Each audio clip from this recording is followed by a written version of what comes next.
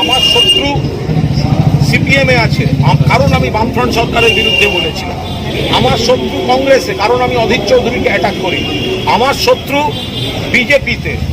আমার শত্রু শুভেন্দুর সঙ্গে আমার কোনো ব্যক্তিগত শত্রুতা নেই, কিন্তু শুভেন্দু অধিকারী আমার নেতা, আমার নেত্রী, আমার দলকে আক্রমণ করে বলে আমি তাকে উপযুক্ত ভাষায় জবাব দিই।